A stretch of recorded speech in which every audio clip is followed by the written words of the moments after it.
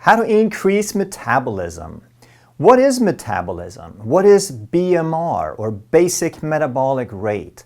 What are the factors that influence your BMR? Is it better to do calorie restriction or to do intermittent fasting if you want to improve your BMR? Your metabolism is directly linked to your ability to lose weight, and even more importantly, it is linked to your ability to keep the weight off once you've reached your goal weight. Today we're going to talk about all these factors, and we're going to give you the big picture. We're going to make it crystal clear. Coming right up. Metabolism comes from a Greek word metabo, which means to change. So metabolism, or basic metabolic rate, is the rate that you're converting fuel sources like food into energy. So the higher your metabolism, the higher your basic metabolic rate, the more energy you produce per day. BMR, or basic metabolic rate, is how much energy are you expending? How many calories are you burning when you're not doing anything, when you're just sitting around and your body is just doing its thing? The BMR is about 70% of all the energy that you produce. And out of that 70%, we have the liver is using about 27%. Your brain is using 19%. Your skeletal muscle is using 18%. And that's not for moving, that's just its baseline activity. Your kidneys are using a full 10%. Your heart is using 7%, and all the other organs and body parts together are using 19%. What is this energy? What is the body doing? Well, for the most part, it's simply pumping fluids around. And with the fluids, you have nutrients and minerals and communication messengers that follow that fluid around. So that's most of what your body is doing. That's where most of the work goes. So if you have a good metabolic rate, not only are you, so to speak, burning calories, but you are also helping these organs are doing the job and they're being fueled properly. So what does your liver do? It converts harmful substances into less harmful substances that you can process and get rid of. So there's your detox.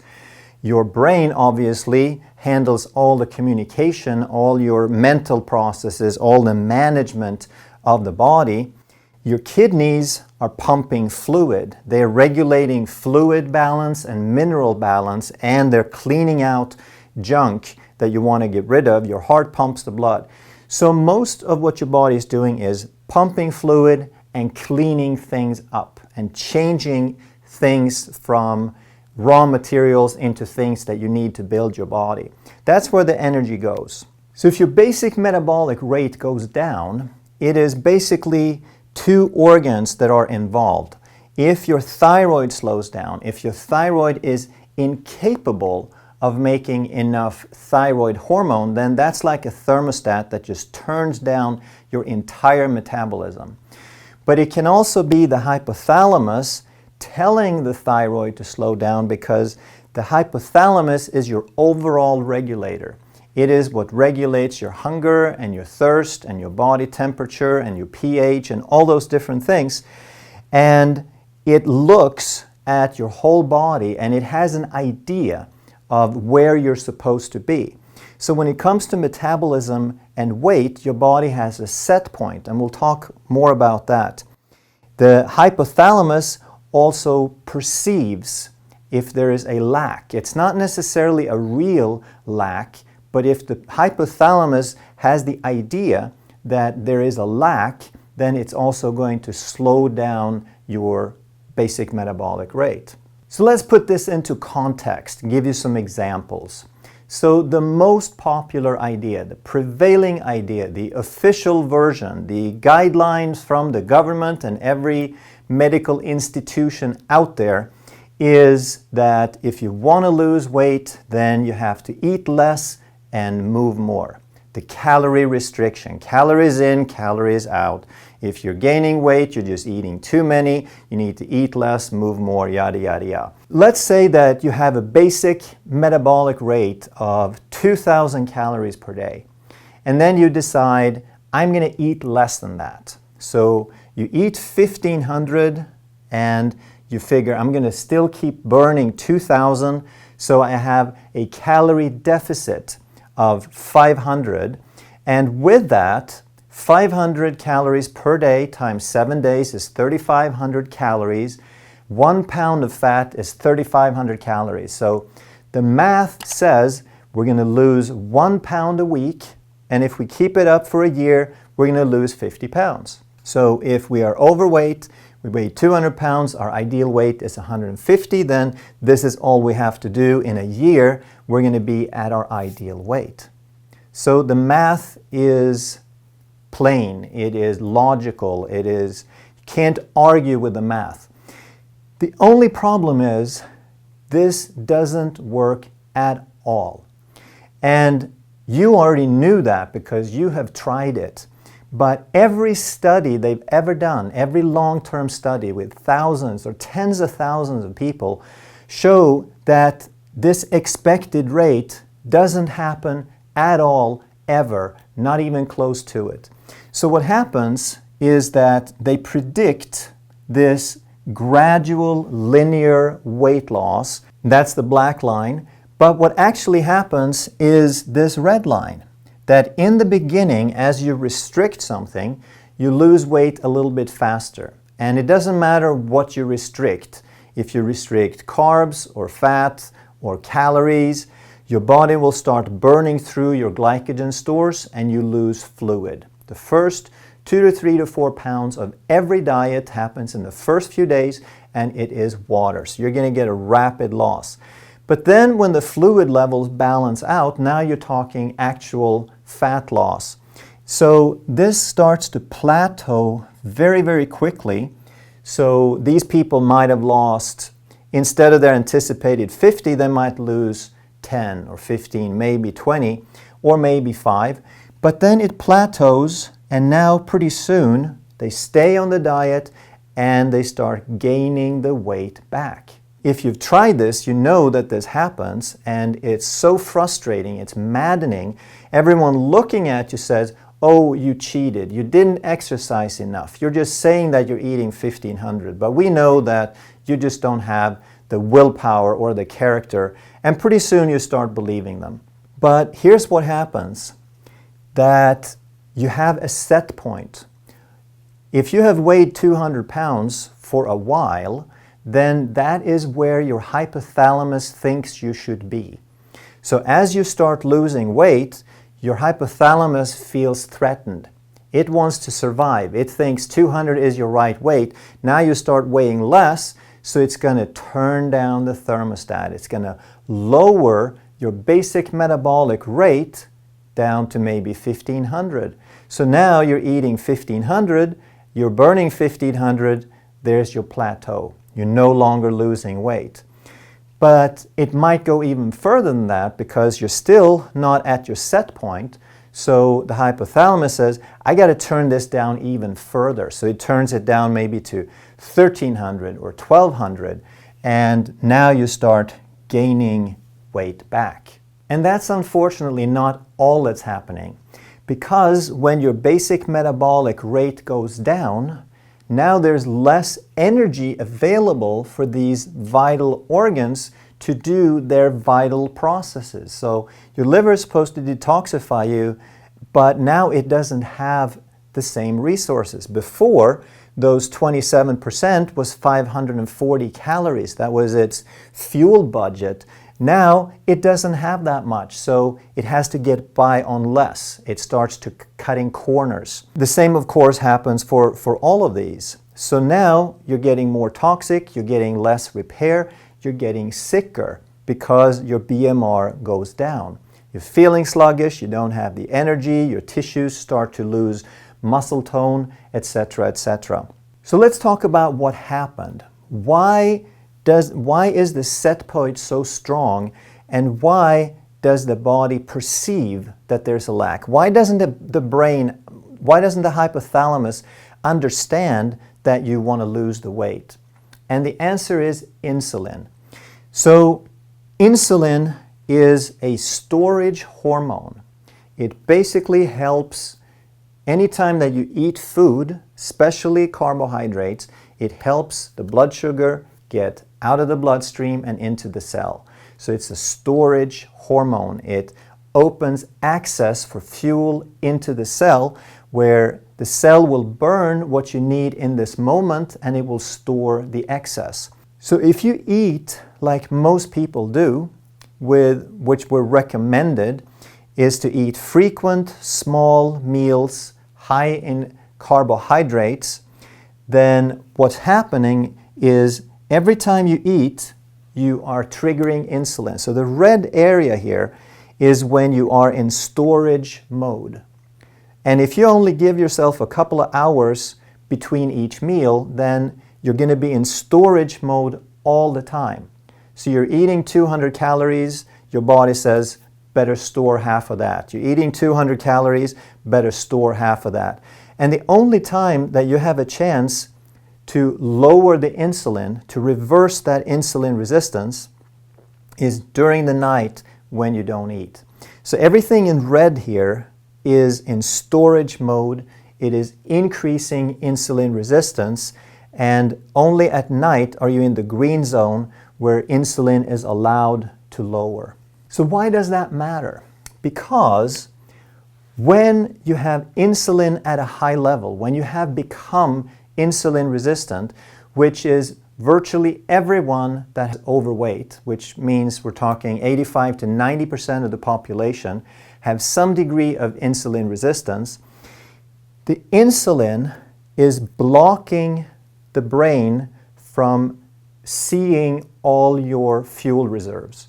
So if you're 100 pounds overweight, you have 350,000 calories stored in your body, but the insulin says, let's pack that away for a rainy day. Let's put it into storage so that we don't die during a future starvation. And that's what determines the set point, that the insulin puts the body into a starvation mode, into a perceived starvation mode, even though there is an abundance of fuel available. The insulin distorts the body's ability to use the fuel properly. A lot of people are afraid of something called starvation mode. They are afraid of fasting because they think, if I stop eating, I'm starving. My body will sense I'm in a starvation mode and it will lower my basic metabolic rate. The starvation mode is a perception that happens when there is fewer calories on a regular basis. It's like a form of trickle feeding. You're getting food frequently, but never quite enough, and it's in the presence of insulin, it gives you the perception of starvation. So the body lowers the basic metabolic rate and it tries to get back to that set point. It can't change the set point when there is insulin present. The insulin changes the hypothalamus ability to change the set point. One of the most popular TV shows of all time was called The Biggest Loser. And they had all these really obese people who were put into a camp, and they were made to eat very specific calorie-restricted diets, and they were made to exercise pretty much around the clock. Everyone loved watching it because people came in weighing 400 pounds and they left weighing 200 pounds. So it looked like an enormous success on the surface. But let's look at what happened. So let's say that these people had a 2,000 calorie basic metabolic rate. It's going to be different depending on the size of the person, but just for example. And then they put them on a 1,500 calorie diet. They burned 2,000 sort of on the baseline, but then they exercised 3, 4, 5 hours a day. So they burned an additional 4,000 calories from exercise. So they had a total deficit of 4,500. So these people were going to lose 1 to 2 pounds a day. So every week they had a weigh-in and they lost 7 pounds and 15 pounds and 20 pounds. and it looked like, wow, this stuff is really, really working. And then what happened is that gradually their bodies, they didn't lower the insulin all the way. They lowered it some because they were just exercising so much. They were in a deficit. They lowered it some, but they didn't lower it enough. So the body started lowering the basic metabolic rate. So they were eating 1,500. Their basic metabolic rate was maybe 1,000. So again, I'm just putting a number on it. These are not exact numbers. And then they were still exercising about 4,000 calories a day. So they maintained a deficit of 3,500 and they were still losing a pound a day. So throughout the program, it looked like they were losing weight steadily, which they were in a way, even though it slowed down a little bit.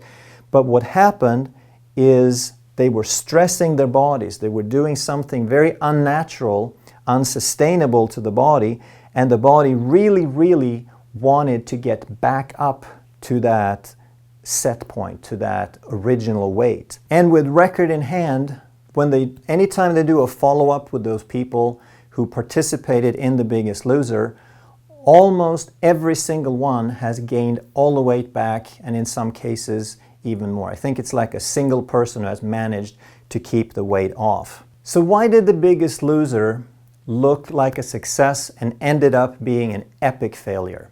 Well, there's 4 reasons. The first is that they lowered the basic metabolic rate because they didn't restore balance to the body. They didn't change the body to change the set point. They didn't reduce the insulin resistance. The second is that the set point didn't change. The third is that deprivation is not sustainable, because when you're in a deficit, but you still have insulin there, insulin storing food and trying to get you back to the set point, you get ravenously hungry. And that's okay. You can do that in front of the camera for a while, but you can't sustain it. Nobody can be hungry for the rest of their life. And that's anyone who has tried a deprivation or a calorie restriction diet knows this, that you get hungry, you get irritable, you get cranky, you don't feel good, and nobody can keep that up for the rest of their life. The fourth reason is that that level of exercise is not sustainable either. But even if it was, that is not healthy, because that body didn't want to burn all those calories. It kept burning thousands of calories because they were in a fight-flight state. They decided, they made a point, they pushed the people to exercise all the time. And you get all sorts of stress hormones, adrenaline, to make you feel good while you're doing it. But it is not a balanced state. It's a fight-flight state. You're in constant physical stress. It's like a survival state that is okay for short bursts and even healthy in short bursts, but it is not sustainable. It's like a rubber band. You're pulling it. As soon as you let go, the body wants to return to balance and homeostasis. Anytime you're in fight-flight for that long, you are making adrenaline, you're making cortisol, you're burning out your adrenal glands, but more than that, your body cannot heal while it's in a fight-flight state. If you try to sustain that fight-flight state, you're going to push the body into failure, into breakdown, and you're setting yourself up for some long-term serious disease.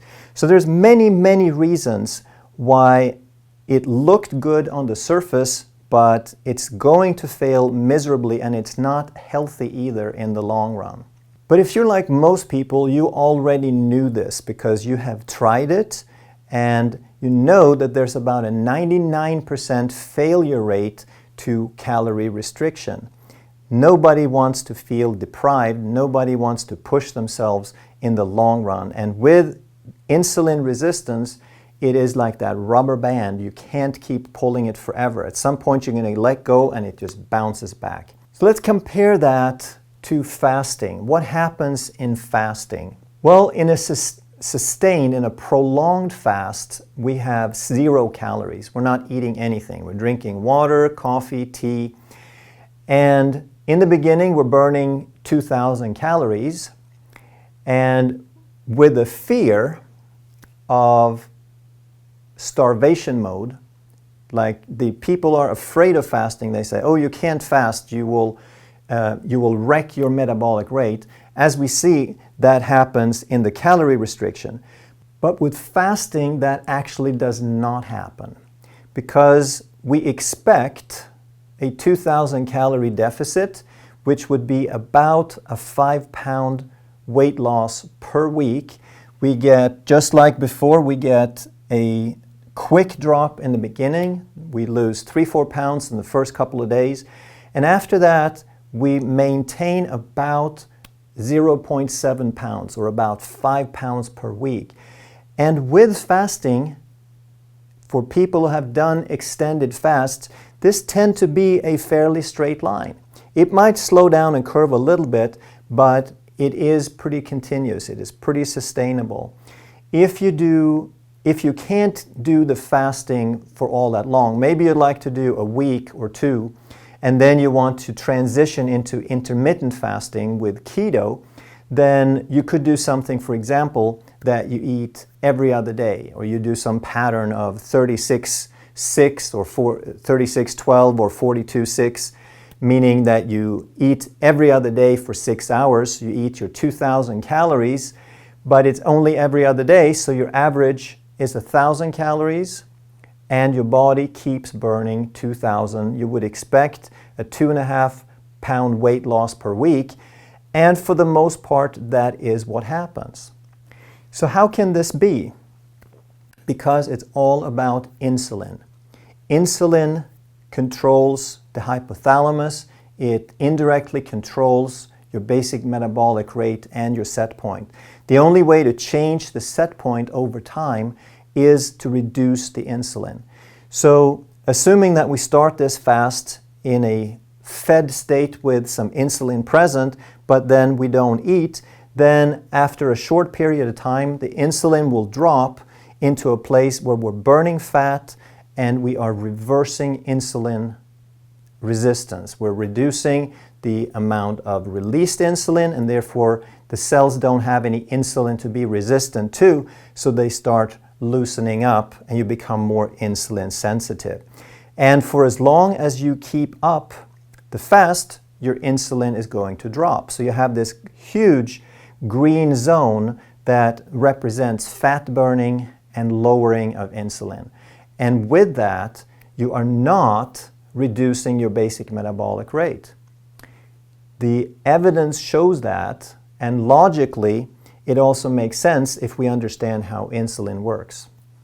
If you do an intermittent fasting pattern, then you're going to have short periods of time where you eat, where you're going to release some insulin, but in between, you're going to have long periods of insulin sensitivity, where you're not feeding, where your insulin is allowed to drop, where the cells become more sensitive to insulin. If you've done a lot of dieting, if you've done a lot of yo-yo dieting, then this is probably what you have done over and over and over. And as a result, you probably have lowered your basic metabolic rate one time, several times, many times.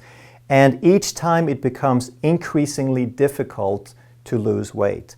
So the only way that you have to increase metabolism and lose that weight for good is to change the set point.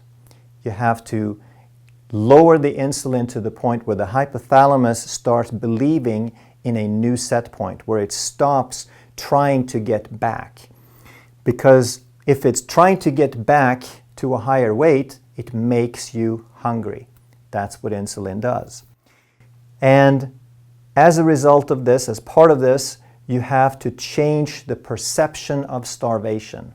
Insulin, being a storage hormone, means it's going to always put some away. So in this picture, because there is insulin present from every time that you eat a little bit, that insulin is always going to have that tendency to store, And if things are being stored, that means they're not available as food. So the hypothalamus gets the impression that there's a starvation going on. So the key is to reduce insulin resistance. Whether you do it through fasting or intermittent fasting or keto or some combination of these, the ultimate thing that you have to get to is to reduce the insulin resistance, because once you become more insulin sensitive, once you reduce the tendency to store, you make fuel available to the body. Now you can start burning the fuel, but you also allow the hypothalamus to change your set point and to let go of that perception of starvation, because with the insulin less, now you have access, now you have an abundance of fuel available, even if you are not eating anything. Unfortunately, despite thousands of studies showing the epic failure of this model, and thousands of studies and thousands of individuals showing great and lasting success with this model, the calorie restriction model is still the prevailing official recommendation. When you go to most medical doctors and most dietitians, and when you go to the Mayo Clinic and you read the American Diabetes Association guidelines and the USDA guidelines, then they're going to tell you that you need to eat low-fat, high-carb, control your meals, eat frequent meals, and all of the regular stuff that has been shown over and over to be epic failures. If you want to learn more about this, we have lots of videos. We have a whole library on videos on related topics. So if there's one topic that you'd like to dive more deeply into, I'm sure that we have a video on that. If you're new to the channel and you enjoy this kind of explanations where we dig a little deeper, give you the big picture, make sure you subscribe and hit that notification bell so that we can keep this information coming your way so you can be as healthy as possible. Thank you so much for watching, and I'll see you in the next video.